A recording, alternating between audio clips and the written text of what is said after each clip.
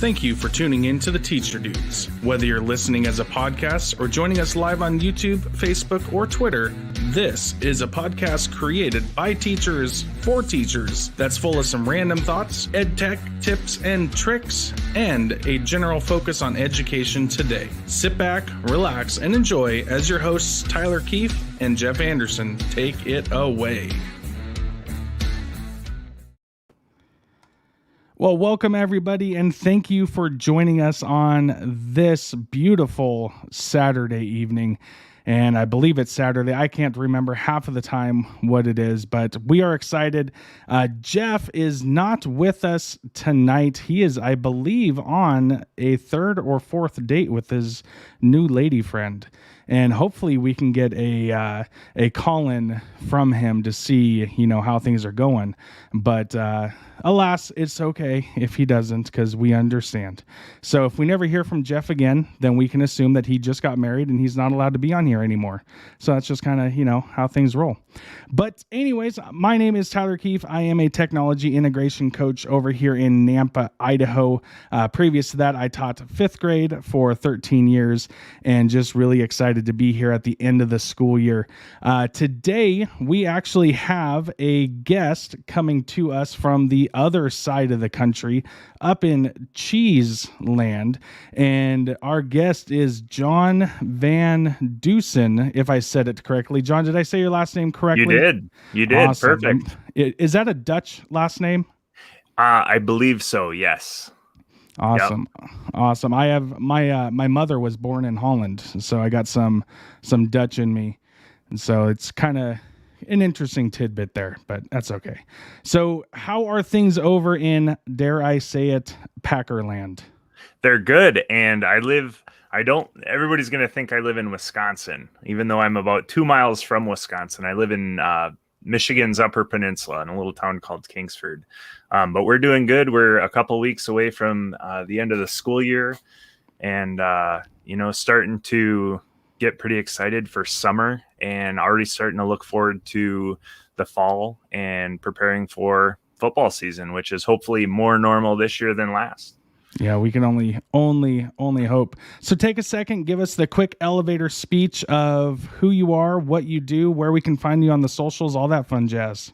Sure. So I'm John VanDusen, and I teach 8th grade U.S. history and coach football here in Kingsford, Michigan. And this is where I graduated from, which is pretty neat because I was a Navy brat, grew up all over the United States, but ended up in my dad's hometown. And I graduated from here too. And now I'm teaching here, and I love it. I'm also in the U.S. Army Reserve. I spent about 20 years in the Michigan Army National Guard, deployed to Iraq, Afghanistan, did a couple weeks in Latvia, in Eastern Europe, and transferred over to the Army Reserve, where I now teach strategic level planning to Army majors who are going through their military education requirements in order to achieve the rank of lieutenant colonel. So married to my wonderful wife. She works at the VA hospital here in town. She's a dietitian. And I have a 10-year-old son from a previous marriage who is all boy. He loves hunting and fishing and football and sports and riding his bike and all kinds of things like that. So that's kind of who I am and where I am. You can find me on Twitter at Mr_JVD. And I have a website, johnvandusen.com. And that's if you're interested in LinkedIn. I have a lot of teacher resources on there, football resources. When I was quarantined, I don't do well with idle time. So I did blog posts and Facebook videos and YouTube videos and all kinds of stuff. So johnvandusen.com is kind of the one-stop shop for all those things. Awesome. Well, first off, I can't talk, man. It's been a day. Like I was telling you before, and about a half hour ago, our garbage disposal decided to just explode. So little rattled still. But first off, I want to say thank you. Thank you for your service, and your wife as well for, doing what she's doing. 'Cause that is huge, not just because of the times we're in, but just period. It's something that I never had the opportunity to do, something that I would have loved to do looking back. But I also look back and I don't think that's something I actually could have actually done. So again, thank you for that. Well, thank you. I appreciate it. And as we're going, we do have someone's watching right now. We do have Scott Noon's watching. So hi, Scott. Hopefully you're still watching after all that, but good evening. And John, on the Teacher Dudes, we like to start out with a little bit of fun, and I bring in my son Zayn in something that we just call Game Time with Zayn. So what do you say? Should we bring him in? I love it. Yeah, let's do it. All right, Zayn, welcome back to the show. What are you up to tonight? Petting my kitten and playing Luigi's Mansion. Oh, playing Luigi's Mansion? And petting my kitten. Which cat are you petting right now? Ginny. Ginny cat? Yeah. We don't ever know what's going to happen with Zayn, so but that's okay. So Zayn, today you have a special question for us. Yes. And he is really excited to ask this, and it's a which is worse question. Oh boy. So Zayn, can you, without telling us the question first, can you explain to us how we're going to play this? I'm going to basically give you like two either, I guess I'll say bad things, and then you have to tell me which would be worse to happen. Okay, I think Sounds I understand. Good. I think I got it. So Zayn, go ahead, and before you read it, Scott is saying Zayn is the man. All right, Zayn, go ahead. Give us your which is worse question. Which is worse? Being bit by 1,000 fire ants for 24 hours straight, or being in a world where there was no electricity, is no electricity, and never will be electricity. John, I'll let you take this one. So I'm going to have to say it would be worse to be in a world without electricity, because although it would not be fun at all, and it would be terrible to be bit by 1,000 fire ants for 24 hours straight, I feel like after about a week, you would kind of be back to normal and you would recover from that. So that's my go-to. Yeah, I absolutely have to agree. And yeah, because we can recover from being bit, although I typed being hit for some reason. But yeah, I'll get bit by 1,000 fire ants for 24 straight hours than be in a world without electricity. And I think Scott agrees. He wants electricity. Yeah. So Zayn, what would you pick? I'd probably pick electricity. So you would live in a world without the electricity, or you want the electricity? Yeah, I want electricity. Okay, that makes sense. Because then we wouldn't have a Nintendo. Well, that's true. That is true. I can't live in a world without Nintendo.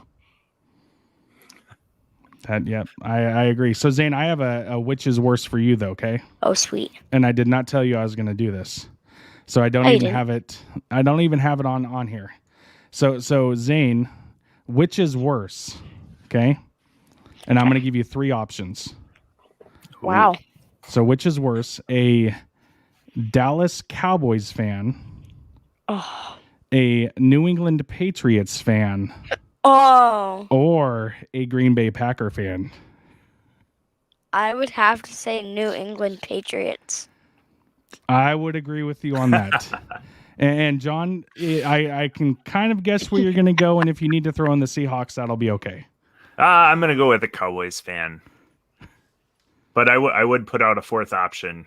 Ooh, what would that be? That would be the Bears. The Bears. Yes. All fun. It's all fun and games. Oh, absolutely. Yeah. Absolutely. All right, Zayn. Well, we are going to let you get going. Have fun with Ginny Cat. Maybe you'll find Ron Cat unless he's lost again. He's probably lost in my bed somewhere. Yeah, and not knowing who he is or where he is or what he is. He is a very interesting cat, huh, Zayn? He probably doesn't even know he's a living creature. It's true. It is true. Well, all right, Zayn, we'll go have fun, and we will see you on the next episode. Well, I'll see you after this, but still. Thanks, Zayn. Wheel. And there's Ginny Cat. All right, see you, Zayn. Bye. Bye. All right, he is a crazy one, as you can tell. So love he it. did bring up a very, very interesting idea there of a world without electricity. And Yeah. this past year since, February, March, we've kind of been living in a world without normalcy, but we're kind of getting back there. So I'm going to throw this out to you really quick and just kind of curious what your situation over there, and I say up there, although I'm not really sure who's further north on the map, me or you. But I'll look that up as you're giving a response. But what is Canadians. the Canadians. What is your kind of COVID teaching story in a nutshell? So we went to school.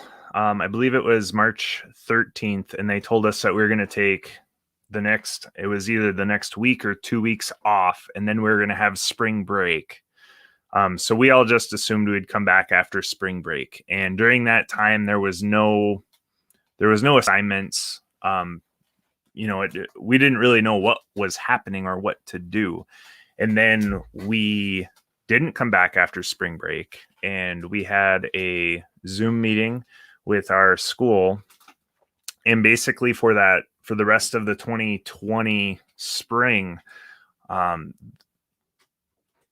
not sure how it all played out with the governor and the Department of Ed and all this, but we were not to basically test any new content. So we did a lot of review. We met asynchronously 3 days a week with our classes, and then we met once a week with them in person, just to touch base and see how everybody was doing, because at that time there was so much unknown, right? And it was unknown. I mean, I talked a lot about this with friends like Kyle and Joe Marquez about nobody knows what's going on, and nobody knows what to do about it. So that we ended the school year in kind of a really weird way, right? Because the last time I saw my kids was March 13th. And then it comes to be June, and we did a drive-through promotion ceremony for our 8th graders, where the teachers posted along where the buses go, and the kids kind of walked through and got their packet, and that was kind of it. And it, for the 8th graders, it was really rough, but I felt really bad for those seniors. Oh yeah. So then we go through, and we came back right away to in person, and it was everybody's wearing a mask. We have to clean everything between every hour. And coaching football was interesting because we had to check every kid in every day with twice a day during 2 days, and check their temperature and ask the COVID questions and whatnot. And then there was never real clear guidance on what we were supposed to do in terms of masking, right? And you're a football guy, like with a face mask and a mouth guard, like how?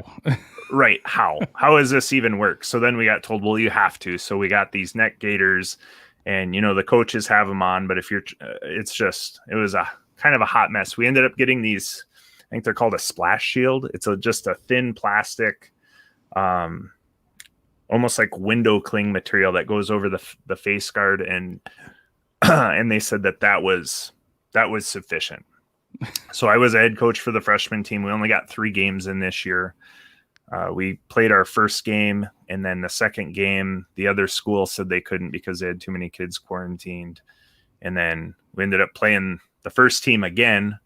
And then we got one other game in. Our varsity, I think, got 6 regular season games and got to go into the playoffs. But the football part was just a mess, Yeah. So hold on a second. How? Yeah.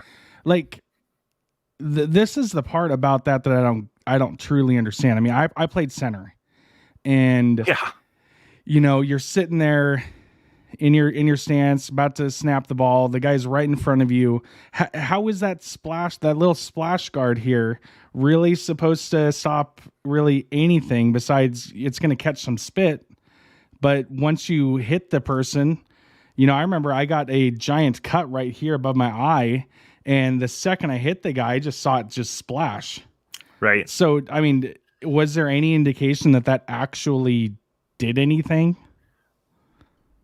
I don't know if there was any reports or sciences or whatever. I mean, just the common observer. I think it made everybody feel better, honestly. Gotcha. So that was really difficult. And talking a lot with my freshman players, like they're going to play JV ball basically as freshmen, and I think the last game of the year we played a JV team and they grew up a lot. Like if you had watched the first series, you would have thought, holy smokes, we're going to get beat 100-0. But we actually came back. We led going into the fourth quarter, and they just had some sophomores who were playmakers, and they scored one more time than we did. So that was tough. That was really tough. And I'm glad our varsity players at least got kind of a normal season. They got to experience the playoffs. They got to travel downstate for a playoff game. So that was really important, I think. And for the teaching aspect of it, really the only difference was not being able to read a room as well, because, this is all you see. And kids, the quiet ones, I always say, like, the loud kids got quiet and the quiet kids went silent, right? Because if you can't hear very well without a mask, when they put the mask on, you can't hear them at all. Right. We did have a couple times. One time we were running out of subs because teachers were getting quarantined or their kid was quarantined, so they had to stay home. So we shut down, I think twice. We shut down for 2 weeks. And then at one point, my wife got coronavirus. So then I had to quarantine. This blows me away. And this is where I just wish we could get some consistency on anything with this thing, right? I had to quarantine for her 10 days and then 14 days past that. Mm-hmm. So I had to quarantine from December 1st till the 24th. And I went in it was a week after she had tested positive, hoping I was positive, because then it was just 10 days from then, and I was negative. It's like, I'm not going to socially distance from my wife. So either I already had it and didn't know it, or I can't get it. I don't know. I was obviously exposed to it pretty heavily, I would imagine. So, that was kind of weird. And I would say since I came back in January, it's been pretty normal. Just, the masks is the biggest deal for being able to read a room and, trying to enforce it, because the other thing with the masks is people, and I'm sure myself included, don't wear it to the point where it's protecting the way it should. Yeah. Right. And so you do that with a 14-year-old or a 10-year-old. And it's so, again, I just wish we could get some consistency. Like, science is not a democracy. So when you have half the scientists and doctors saying this thing and half saying this, it's like, well, the truth is somewhere. We just, nobody's been able to prove it yet, I guess. I don't know. Or nobody's willing to say it. Right. And that could be too, and we were talking a little bit earlier about, like, trying to keep politics out of it. And this would have been a nice thing to keep politics out of. Like, just tell us what is the threat? How do we protect against it? And, let us go, I guess. So, yeah, no, I agree. And so I want to go back to something that you said, because this kind of, like, my brain's been kind of tweaking out here. So your wife tested positive. Yep. And so, and I know what the rules were, the 10 days plus the 14 days, which is baffling to me. But so did you, in that first 10 days, did you self-isolate, or did you just live life as normal in your own house? No, I was completely normal. Like I said, I'm not going to socially distance from my wife. Right. So I would come down into the basement where I am right now. And I would make a video for my classes, because they had to get a sub for me, because all my kids were in the classroom. So I was basically teaching from my basement. Like I said, I've done it all. I was in my classroom teaching kids at home. I've done it. We're both at home, we're both in class, and I was home and they were in class. So I would come down and make a video for them. And so my sub had it easy, right? All they had to do was play the video, and then I was available if students had questions. I just sat in here on Google Hangout, and once in a while kids would pop in just to say hi or if they had a question. And it was the 2 weeks before Christmas, so there was a lot of other things happening. But I did not self-isolate or whatever. We sat on the couch together, shared the same water cup, whatever. I guess my attitude was if she's got it, I'm obviously going to get it because we're told how contagious this thing is. Right. So, and that's the part that's really interesting to me is like, I guess, did your wife come down with like the symptoms and like all the whole gamut and you just never got it? Or was she, because you hear those stories like, I tested positive, I'm not sure why, because everything felt fine. She had lost some taste and smell, and that kind of and she was really tired. And that had prompted her, and because, she works at the VA and she works with veterans, and a lot of veterans are older, they screened every day, right, with the temperature and the questions or whatever. But she went in, she could get a test whenever she needed to. So she got tested that day. And I think they told her the next day or 2 days later that it was positive. And that was kind of it. I think she had maybe 3 or 4 days of kind of light symptoms. And then we just sat at home and stared at each other. So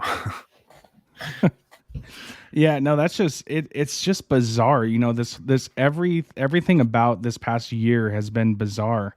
And you bring up a good or an interesting point about how when you had a sub, you still went down, you made videos and you were available for your students. Now, do you see that as something that you would do moving forward when you have a sub, like a pre-planned, you're going to be gone on this Friday? Do you see yourself making videos and getting as much of that done beforehand as you can? So really the sub is just there to basically manage the kids? So I thought about that a lot, and thinking back, I've actually done that before, but I've never really had the platform for the kids to do it, right? So if I was going to miss let's say I'm going to miss last hour for a football game, and I know it's another teacher that's coming in, I would make a video, and I've only done this maybe 3 or 4 times ever, but I would make a video and be like, hey, just show the kids this. And all it was me teaching, the first 10 minutes of first hour, right before. And this is when I was teaching math.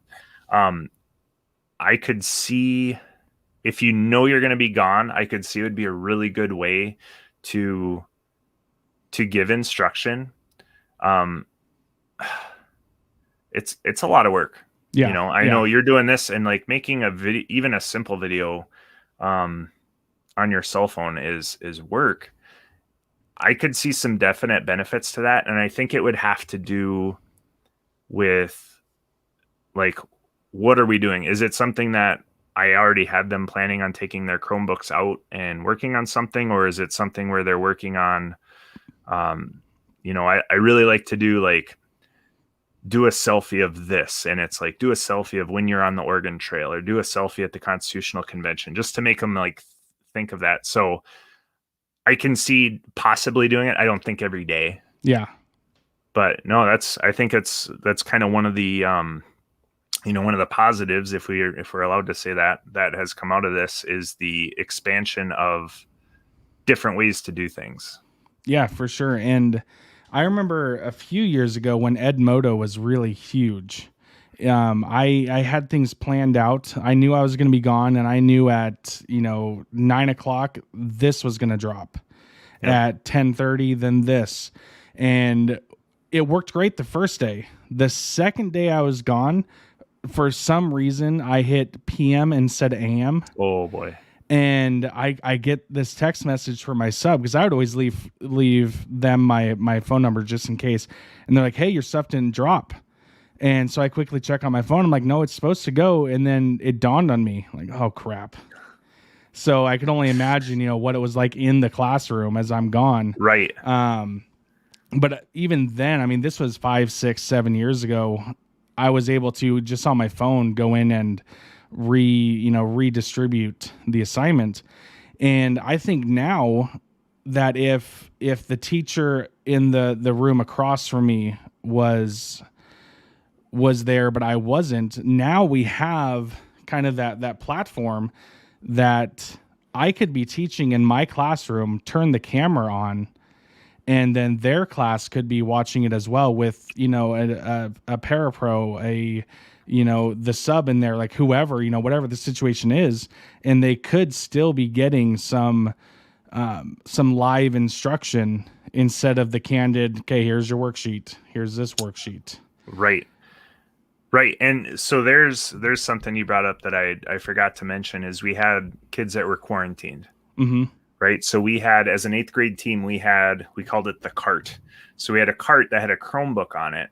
And that if you were quarantined, you would sign into this one Google Meet, and it would go to science first hour. And then, I just know it was in English 6th hour, and then it would come to me 7th hour. So I would have my, say, 23 kids in the classroom, and then I'd have however many kids, say 10 kids on this cart.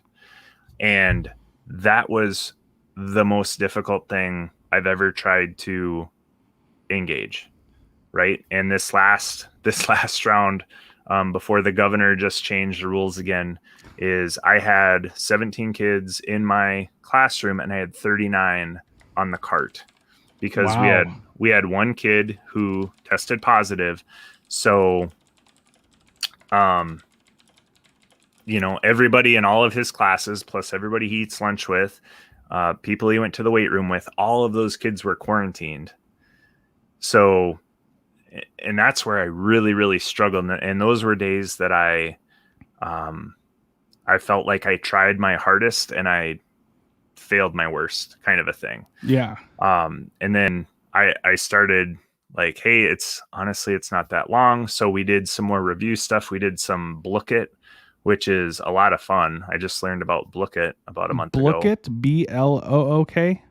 E-T. Yep. E-T. I've never heard of that. Blipkit. It's similar to Kahoot in that, like, it's a game format, but it's more, there's different types of games and it's more individualized. So you kind of go at your own pace, and they have different, like there's a tower defense game. There's a gold rush game where you're trying to collect gold and you can steal gold from other people and stuff. It's honestly, it's a lot of fun, and it's a good way to get review. And for me, it was any way to get students who were on the computer and in my classroom to interact at all. Right. Because cool. I tried the whole idea of like, I'm going to put the cart next to this table, and the cart can interact with, well, shoot, I got 10 people on the cart and three people at the table. That doesn't work. So I think that was the hardest thing. Yeah. Blipkit is a riot. It is really a lot of fun. Yeah. I have never heard of this. And I like that idea that you have there of having the kids, basically, to use the buzzwords synchronously in your classroom, and then, right. Not asynchronously at home, but they're joining in. But this looks so you say it's like Kahoot.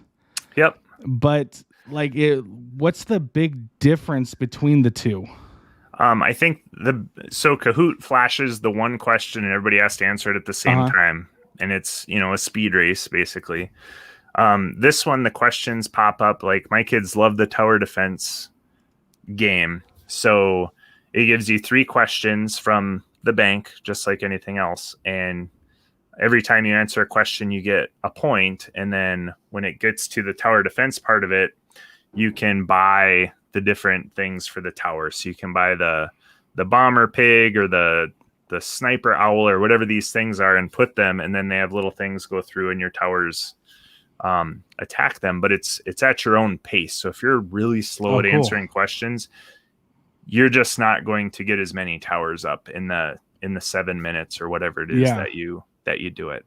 The gold rush one was similar. The only difference is you would at the end of every question, it gives you 3 chests, and you pick one, and sometimes you get gold and sometimes you don't. And then it would say you steal somebody's gold, and then you see everybody and you pick. Well, obviously you pick the person with the most. Right. So you would pick that. And then on my screen, it kind of shows the leaderboard and how everything's changing. But on their screen, it shows the questions and then where they're at. So I think the biggest difference is just the pacing of it. You have a kid that might do 50 questions in 7 minutes, and you might have a kid who only does 15. And so it kind of, like, in a way, it takes out that anxiety.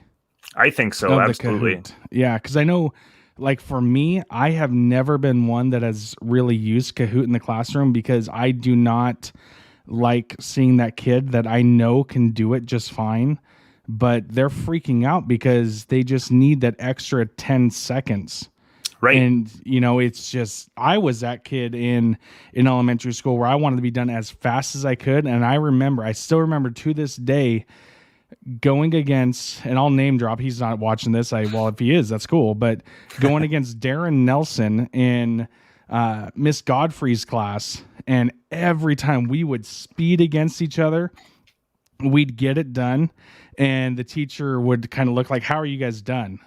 And she'd go over and check it, and then we would just sit there and wait, and we could see the red pen out, mark. We have no clue who she's doing first, and then come to the end, it's like, oh, Darren, you missed 5, and Tyler, you missed 3. I'm like, yes, I won. Right.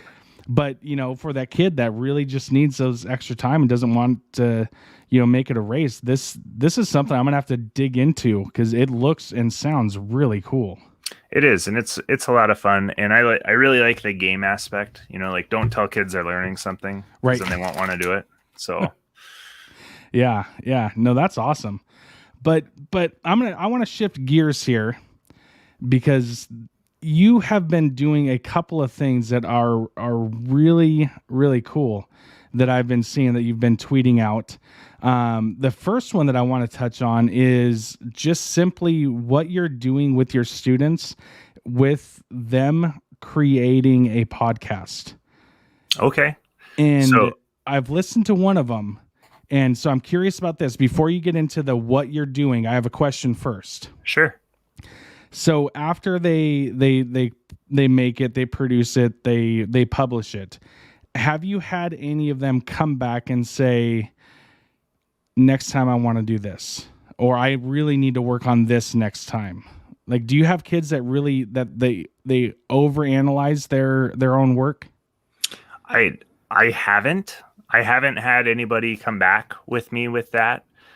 I did have them, I forced them, if we will, to rehearse a lot. Okay. To rehearse a lot. And I know that several of them, and if you listen to some of them, they have some goofy, like when one person is ending talking, it will fade off kind of, it's just awkward while the other one is coming up, and they kind of overcut each other. And I think that was part of them trying to over edit, which anybody who's done any production at all, we're all probably guilty of that. Yeah. So no, I haven't had anybody come back, I think, because I told them you can record it as many times as you want, but you can only upload one. So your best one. So if this one's really good and you want to try it again. You can try it 10 more times, but you can only upload one. So I think they knew when they uploaded it, they were giving me their best product. So they were content with it. Gotcha. No, I only ask because when I've made videos and I've recorded like a tutorial and I record it knowing that I'm live at that time, because sometimes I'll use StreamYard, which is what we're using right now. And because I don't want to go through the hassle of having to edit, upload to YouTube, I'll just use StreamYard and I'll just do it right then and there. And it turns out that my one shot actually goes a lot better than when I do pre-record, try to do something like I'm repeating myself 15 times until I finally get the good one. And then my in the room that I'm in that we call the swamp, my partner in there, Miller, she'll sit there and be like, why didn't you just record it the first time? I'm like, I know.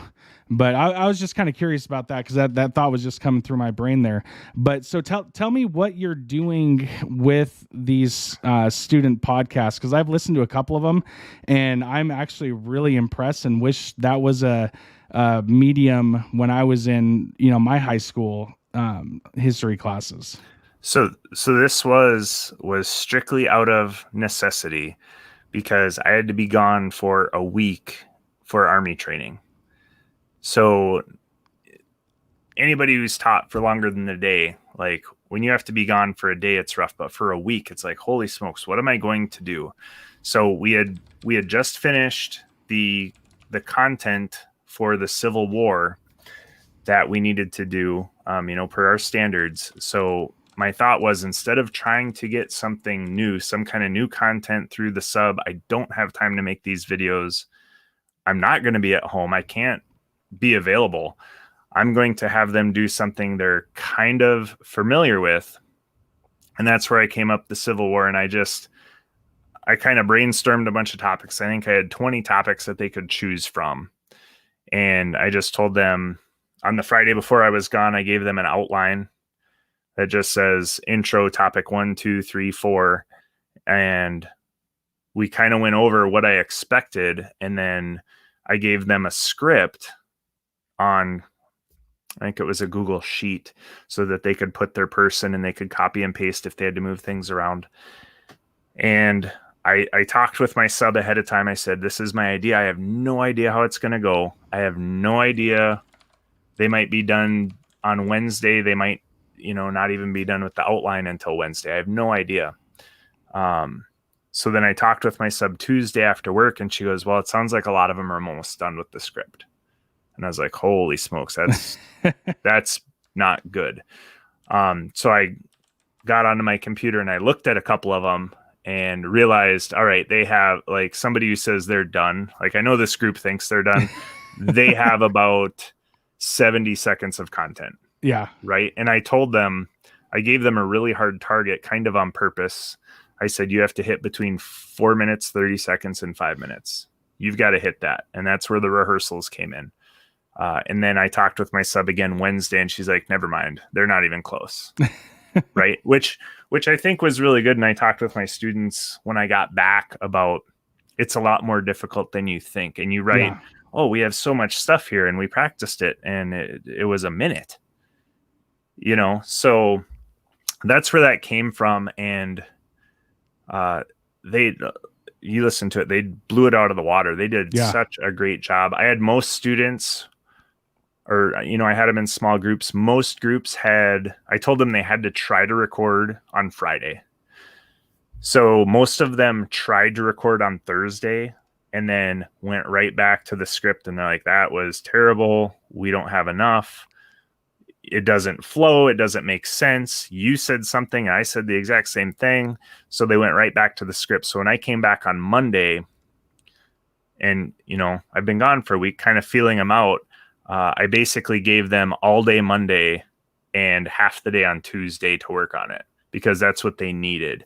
And then after that, we had to move on. And I said, here's the deal. If you still need time, we have a homeroom hour. It's 35 minutes. We call it prime time. I said, if you still need to record, do it during prime time because I still want it. And I still have a bunch of episodes I haven't uploaded yet. And the other requirement that came out when I got back was if it's short, that's okay. Like if you only have 3 minutes, I think I made 3 minute the cutoff. Like you got to have 3 minutes. Anything after that, we're good. I want you to get it recorded and get it, basically get it done. But those groups did a great job. And if you listen to some of them, some of the groups really had a lot of fun with it. One of them made it like a game show, so one of them made it like they were interviewing actual soldiers from the Union and the Confederacy. So it was really cool. Yeah.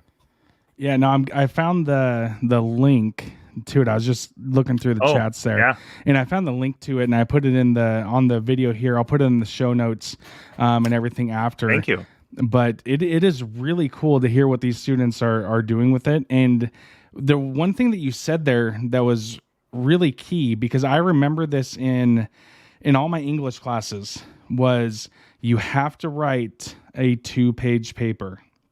You have, it has to be so many words or whatever. And I get to the end of the first page, I'm like, I'm done. Right. I literally said what I needed to say.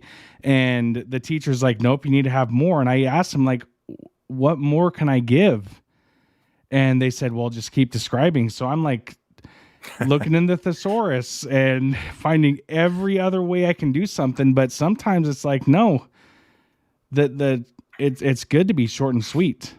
So I have a quick story Yeah. on that. Although I'm told none of my stories are quick, so sorry about that. When I was in Iraq, we had a kid that rode along with us, and his sole purpose on this mission was to go to this combat outpost we had, and he was going to run the radio for 3 days, and then he was going to get relieved and he was going to go back. He was a radio kid. He was not an infantryman. He wasn't, he just, wasn't his job. So we ended up on the way down there, something happened and we responded to it, and we were outside of our vehicles and a bomb goes off and, different things happen or whatnot. And we all got out okay. But when we get to the station, he comes to me, he goes, "Hey sir, I don't have my cab," which is a combat action badge. He goes, "I don't have my cab. Do you think you would write a sworn statement so I can get it?" And I was like, absolutely. I mean, the kid was 10 feet behind me and we all got knocked down and whatever. So on the sworn statement, I wrote, just like you're saying, short and sweet. It was we were here. This is the grid coordinate. This is what happened. This is how we dealt with it. And I remember it was only like an inch and a half of writing. And I turned it in and, he went, I saw him about a month later, as it turns out. And I said, "Hey, did you get your cab on that mission?" He goes, "Actually, no, they said it wasn't good enough." And I was like, "What do you mean it wasn't good enough?" And they said, "Well, they said they weren't sure it was good enough." I was like, "Hold on." So we go back to the office and I take the exact same sworn statement and I embellish, right? So instead of saying we were on this road, I was like, as I looked down through the raining asphalt and the fire of the explosion, I see so-and-so aiming over the barrel of his rifle, pulling security on, and just like fluffed it up, basically. Put all this fluff in there and turned it back in. And I saw him again about a month later. He's like, "Hey, I got my cab. Thanks. That was perfect." And it's like, none of the facts changed. Just whoever was reading it, like I wrote him a story, right? Instead of the facts, I gave him a story. So that's just my write your 2-page paper kind of example. Yeah. Well, and it is all about the story. And I don't know if you've ever seen the movie School of Life. I think it's School of Life. Mm-mm. With Ryan Reynolds. It's a very cheesy movie. And I'll admit it, it's one of my favorite teaching movies. But one of the first things he does, he asks the students, what is history? And they're kind of sitting there like looking. Then the whole idea was, if you break down the word history, it's his story. Yeah. And that like hit me. I'm like, oh, holy crap. It's true, because that's what history is. It's just a bunch of stories. And he goes on and in the movie talks about it's turns it into his or her story, which rightfully so, right? And when I go into teaching now, when I would teach social studies, in 5th grade history, I would say like, this is just a bunch of stories. And it was awesome because once the kids made that connection at the fact that it's a story, then it lit up. So it kind of makes me wonder if writing that report, whoever, was processing it or whatever, if, they were just looking at this like, okay, there's not enough here. And then once you told the story, they're like, oh, okay, I enjoyed reading that, approved, that Right. kind of a thing.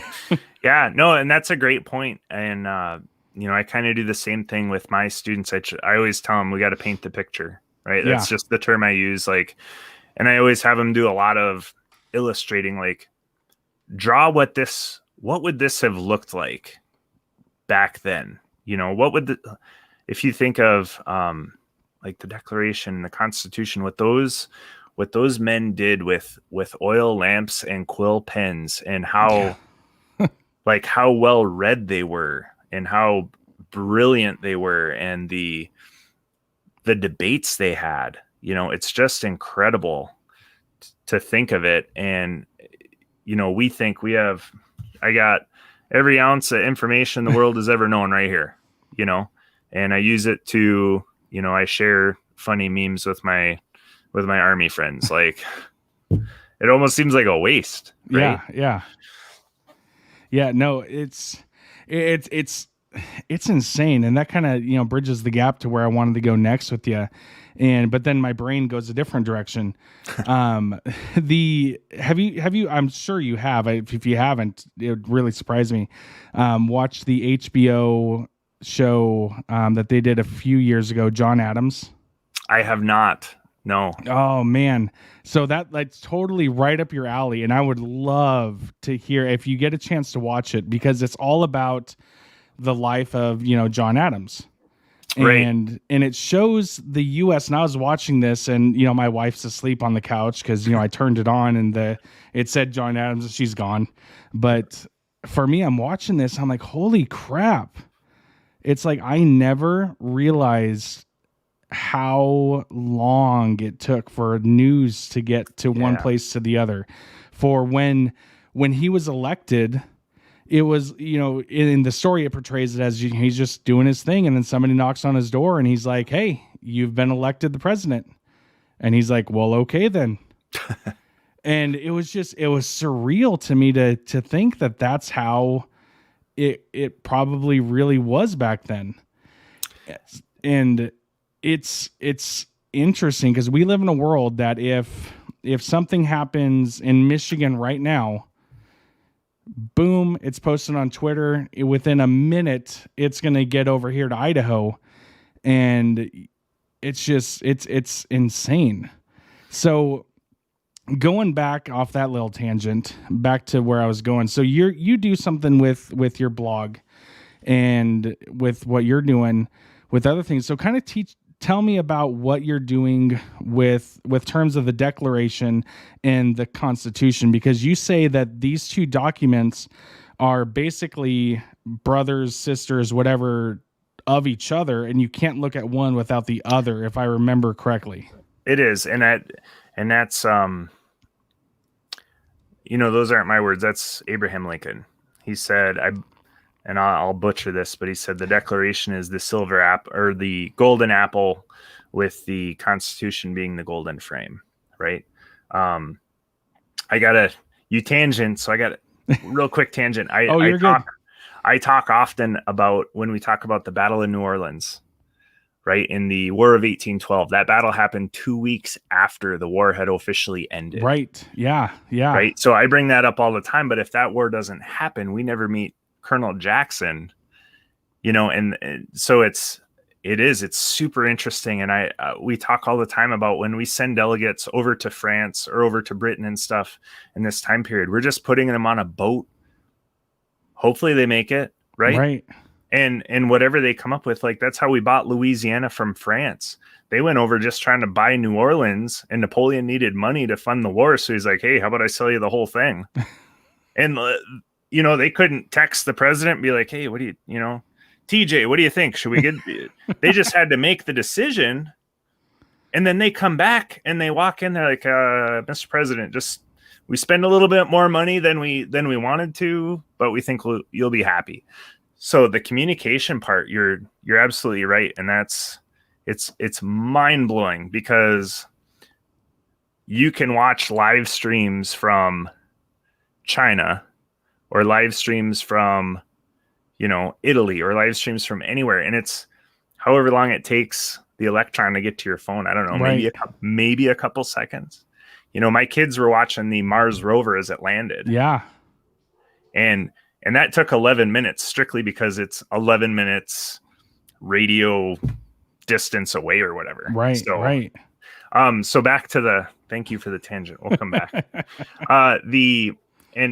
And I'm learning this all the time too. I like to believe, with the Declaration and the Constitution. So what I did is, we talked about last March when I was stuck in my basement, and available for my kids, but not really, there wasn't a lot to do. So I started writing. I was like, I want to know more. So I wrote a 5-part series on the Declaration of Independence. And I basically just broke it down into 5 parts and kind of looked at each part and not overly analyzed anything, but just kind of looked at it and tried to put it into terms that regular people could understand in a 3 to 5 minute reading. That was kind of like my overarching goal. So I did a 5-part series with the Declaration, and then I was really nervous, but I did a 10-part series on the Constitution. And I was nervous because I feel like I don't know enough about it to give it good commentary. But one of my teacher friends says, well, none of us could do it. Right? Like you know more about it than any of us. So why wouldn't you do it? And I was like, well, shoot, that's a good point. So I did a 10-part series on that. And then with the America Start podcast, which you put the link in there, season 1, all I did was read my blog. So if you're more of an auditory person, you can go on there and listen to it. And then same with the season 2 was the Constitution. So I actually took that, which I did it in March. And when we were covering the Declaration and the Constitution, I gave that as an assignment to my students. And I said, here's the deal. You can either read it or you can listen to it. And I had kids that did both. They would pull it up, and it was kind of like when, the teacher is reading the book aloud. So they were reading it and listening to it at the same time. And then we would use that to spur conversation. Like, hey, what did you get? Everybody listen to We the People. What do you guys think about that? Let's just talk about that. So something I did almost because I was bored really turned into something I was able to use in my classroom to generate discussion. So thank you for sharing those. I always wonder if people even watch them, but. Yeah, no, for sure. I was muted there, and I wanted to make sure to unmute because I was actually just sharing out a while back. You shared out a wakelet of your blogs and podcasts. So I was just getting that into Twitter and whatnot. So I just got that shared out too, because it's really interesting stuff, and it's you kind of approach it in a way that that I myself haven't seen very often, but what I want. And that is, I don't want to see what, anchor person, whoever it is on CNN's interpretation of the Constitution is, or the person on NBC or Fox News, or, whatever outlet it is. I'm just going to hit both sides of the spectrum there. And I want to know what the founders actually said. And then try to interpret, and I don't know crap about any of what I'm saying, to be honest, but I look back, and every year when I was teaching 5th grade, we would get to the point where we talked about every man was created equal, and we get to that phrase, and I would always get one of my female students, Mr. Keefe, what about me? And the first year that I taught it, I had to sit back. I'm like, you know what? This actually isn't talking about you. Yeah.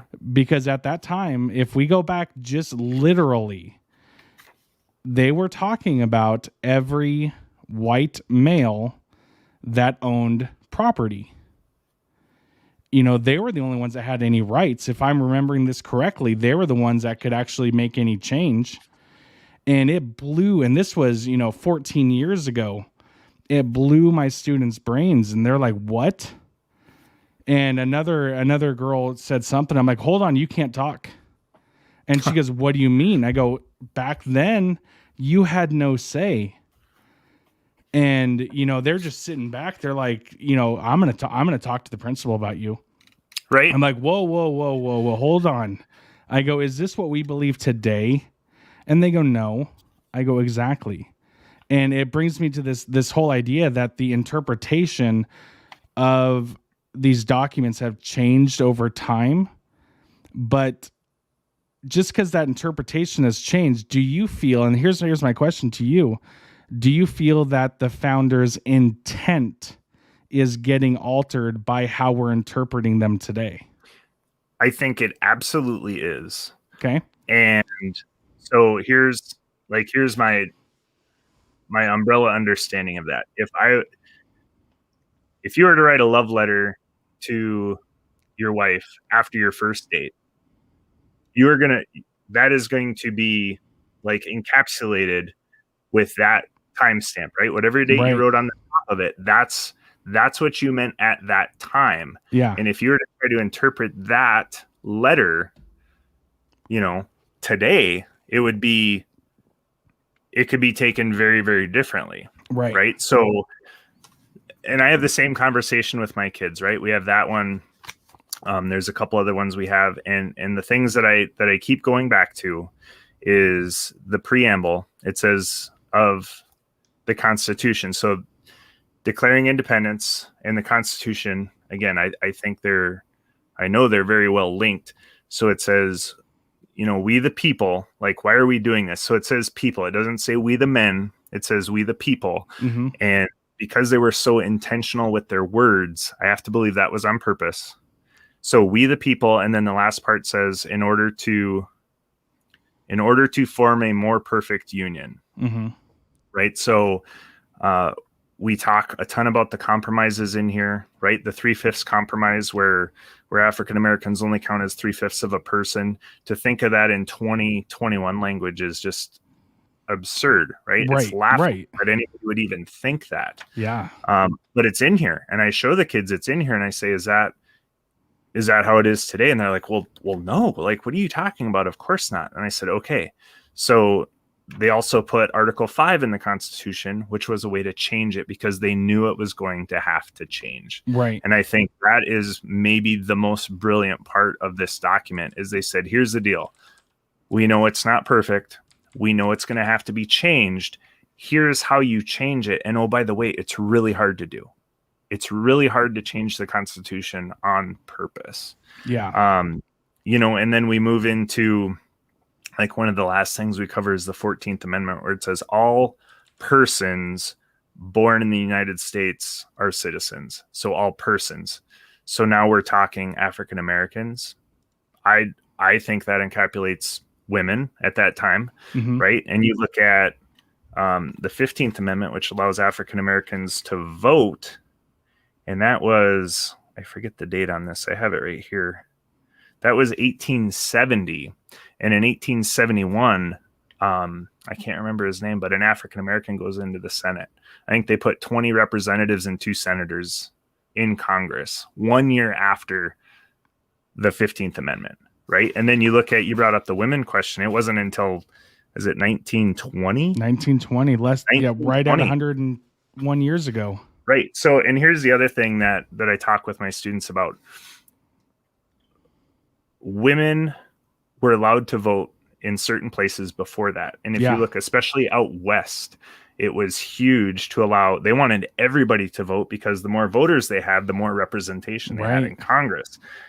So that's where I talk with my students a lot, and I get them I got to throw a shout out. My representative here, his office, Representative LaFave, he went to Kingsford too, but he's our state representative in Lansing, and he gets us these little pocket constitutions every year. So, I give the kids one, and we underline stuff and highlight stuff and write little notes in it. But I say, like, we'll go to the First Amendment. I said, the First Amendment does not give you the freedom of speech. It absolutely does not. And that, they're like, hold on, like me right now. I'm like, what are you trying to say here? Right. So again, go back to the Declaration. It says, all men are created equal and endowed by their creator with certain unalienable rights. Mm-hmm. So this document does not give you the freedom to talk. You are given that freedom by your creator. What the Bill of Rights does specifically is it limits the government's ability to infringe on those rights. So, and if you look at how they're all worded, it says Congress shall not make a law against religion or the freedom of speech, right? The right of the people shall not. No soldier shall, which at that time soldiers were very connected with the government, mm-hmm. right?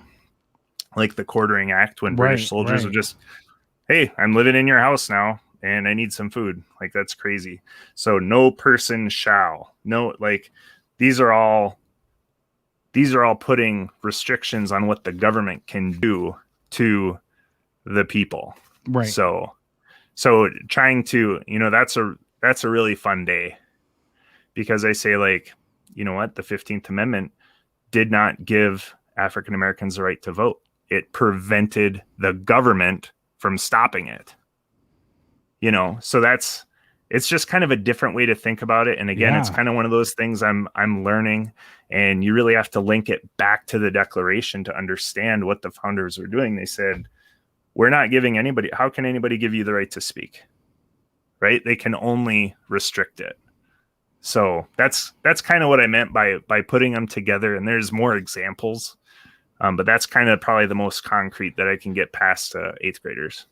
So I don't have an 8th grade mind. Well, sometimes I'm sure I do, but get me with my Army buddies. I do. you just blew my mind by thinking that. And like you said, with the 15th Amendment, the First Amendment, basically it's not saying, hey, you have this. It's the reverse. It's the government can't take that away. And exactly. That's really, oh man, that is interesting. And when Jeff and I started this whole podcast, we did not want to get political. And I don't think this actually is political, but we're hearing a bunch of stuff with the Second Amendment, the First Amendment, obviously, as you were saying, and, we're seeing a bunch of speech suppressed left and right by these private companies. Defining if they're actually private or not, that's a different story all in itself. But it's basically saying that the government cannot say that you can't say this, you can't do this, you can't do that. It's not giving you the freedom to do it per se, if I'm understanding you right, but it's saying that they can't stop you. That's the way I understand it, and you brought up the Second Amendment, and I hear an argument all the time. Well, you can't cry fire in a theater. Right. Okay, well, but you're allowed to be in the theater. Right. Just because I might do something doesn't mean I'm not allowed to do something else. So I'm allowed to go to the theater. Am I going to call fire in a crowded theater? I'm not going to, right? So that's kind of like with the Second Amendment, like, somebody might do something wrong with that, but does that mean they don't have the right? Like, you can be in the theater, you just can't call fire. You can own a firearm, you're just not allowed to murder someone. So, and I think if you look back to pre-declaration, what was happening with the Tea Act, like, they're telling people you can only buy this brand of tea. Yeah. You can only buy this brand of tea. And when people would ask why, like, the reason, and I'm not sure if they knew, the reason was the government was in a rough spot and they owned this transportation company, the East India Trading Company. So, like, they had to buy this tea because they're trying to make money for themselves. And then the Stamp Act, like, you can't use a piece of paper unless you have this government stamp on it. Right. And that really happened. So when you look at the founders, when they were writing these rights, because James Madison, he kind of authored the Constitution, he thought it was absolutely ridiculous. He's like, we don't need a Bill of Rights. Are you kidding me? And his whole thought process was free people will never vote their rights away. Right. And I believe it was Massachusetts was on fire. They always were, right? Boston Tea Party, Boston Massacre. They're Lexington Concord. They're, oh yeah, right. Don't mess with Massachusetts. No, but they came out and said, we're not going to sign it unless there's a Bill of Rights. And it makes sense. Like, the Bostonians, they absolutely wanted to ensure that it says right in here, Congress shall pass no law abridging the freedom of speech. You're not going to tell me that I can't say something. And it came to be, they actually passed they ratified the Constitution, kind of with the ratify now, we'll amend later. And I don't think this is a very stable process, right? Like when they went to you talk about like the Virginia plan and the New Jersey plan with how are we going to have representatives, right? And Virginia said, well, obviously it's going to be by population. Well, Virginia was a huge state. Right. So they would add a ton of representatives. And New Jersey said, well, we don't think that's fair because we wouldn't have any say. We think everybody should have the same. So then they came up with, well, why don't we have 2 houses, one based on population, one based on everybody gets the same. Right. And, now we have the House and the Senate. So that could not have been a stable process. The 3/5 compromise, it had to be very, touch and go until they could get this thing passed because the Articles of Confederation were failing miserably. So they had to do something. Yeah, no, man, you just like, we're going to have to start like a separate, just nerd out American history, something or other, because there's so much here. And, as much as it pains me to say, and it always does, my late cousin, Gavin, he would have fit in right here between the 3 of us. 'Cause he was all about not taking anybody's rights away. If it wasn't for him, I would never, ever have really understood what a libertarian actually meant, what it was. Because he was one where he's like, hey, this is my house. I'm going to do what I want in my house. And if it doesn't affect others, so be it. And I was like, no, dude. And then I saw the thing. I'm like, you're right. You are absolutely right. Why is it anybody else's business what you're doing? Yeah. And, man, that's just, there's so many different tangents that we could go on and go for, hours and hours and hours. I think when I think of the role of government, like why does government exist? And I'm not smart enough to have an answer, but these guys were, and they wrote it down and they said, in order to form a more perfect union, we're going to establish justice, ensure domestic tranquility, provide for the common defense, promote the general welfare, and secure blessings of liberty to ourselves and our kids. Right? So when I look at what government is doing, I'm a dumb youper. So I bounce it off of this. Like, is this doing any of these 5 things? And if it's not, I kind of raise an eyebrow, like, how did government get involved in that? So that's, again, I'm just an 8th grade history teacher with a elementary education on this thing, but I like to think I understand it, and I like to think that I can help my 8th graders at least have an appreciation for it. Yeah, I think is most important. So no, that's huge. And I'll be honest, you probably have a better understanding than 95% of America on that. And not to make that political, just being honest, because that is something that a lot of us, I think, have forgotten, where we're going. But with that, I want to turn it to one last thing for you. So on your website, as I was looking at it here a little bit ago, you are, I believe, writing a book. Yes, I am. And I'm putting your website link up here again. It's just, johnvandusen.com. But tell us a little bit about your book, when it's coming out, all that fun jazz. Yeah. So it actually started when I got back from Afghanistan. I got put into a active duty job with the Michigan National Guard. I was like every 2 weeks, I was traveling on an airplane, going to these different conferences, and it was a domestic response mission. So it was way outside of my wheelhouse.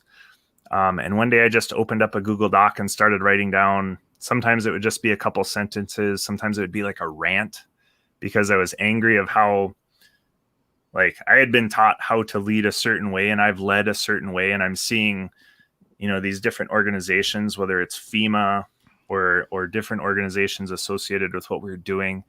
And I would just write down like these little leadership lessons. And then I looked, after I left that job, I would look at it like once a year. I'd be like, oh yeah, I forgot I wrote all these down. So a friend of mine had written a book, Kyle Anderson. And I was like, holy crap, that's awesome. And, I got it right away and read it right away. And I was like, hey, I bet I could do this. And I pulled that document up and I had about 12 pages worth of stuff.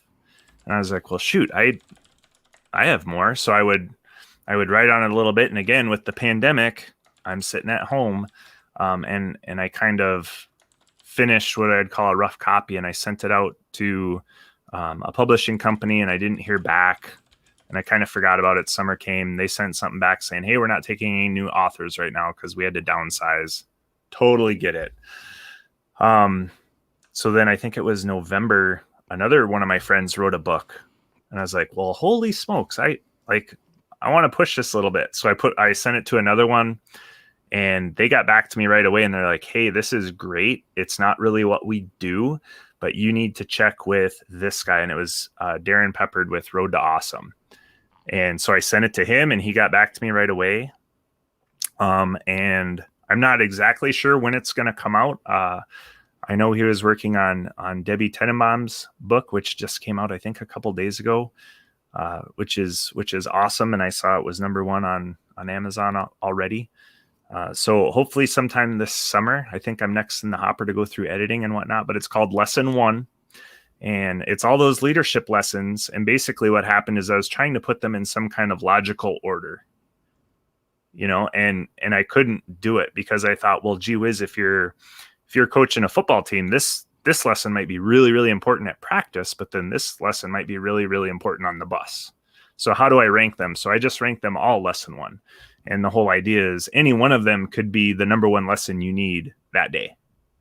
So I think I have 21 different things in there. And I use a lot of my teaching experience, my Army experience, my coaching experience, some personal stories, and just kind of, hash those out and hopefully give people a way to think about their own leadership journey, whether they're leading a classroom, a little league baseball team, or a large organization. I think it could really benefit anybody in any kind of leadership role. No, that's cool. I'm excited to read it once it drops. And you mentioned Kyle Anderson's book, To the Edge of Success, or To the Edge: Successes and Failures Through Risk Taking. I had to make sure I said that correctly. And I read the first little bit because I've got sidetracked on a couple other little projects. But you're right. And one thing he says in his podcast with Ben Dixon on, the Beer EDU podcast is great podcast. Yeah. Oh, I love it. Absolutely love it. And we'll talk about our beers that we're drinking here shortly, just for some fun. But, he said that his book, came out right as the pandemic was starting. Yeah. And he took a step back and he's like, I'm not going to promote this. I'm not going to do this. And I remember, because I listen to the Beer EDU as I'm mowing my lawn on Saturdays. It's just what I do. With a lawnmower beer, hopefully. Oh, yeah, absolutely. Rainier beer right here. But he said, he goes, what am I doing if I'm not actually doing what my book is saying? He's not taking that risk of going out there and doing it.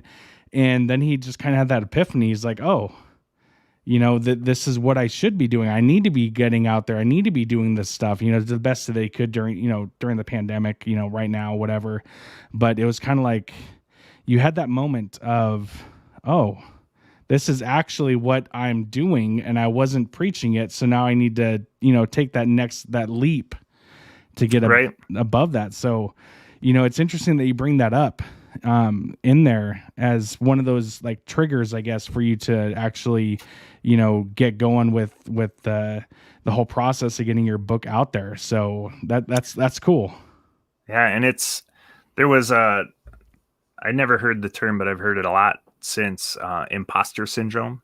Yeah. Yeah. Right. Like I've been in the Army over 21 years and I've led teams and squads and platoons and companies and been on battalion, 650 person planning cells and this whole 9 yards. But when you write down a story of what you think a leader should be and put it out there, you're like, well, holy smokes, there's a lot of people that I know that they might read this and go, JVD is full of crap. Like this is dumb.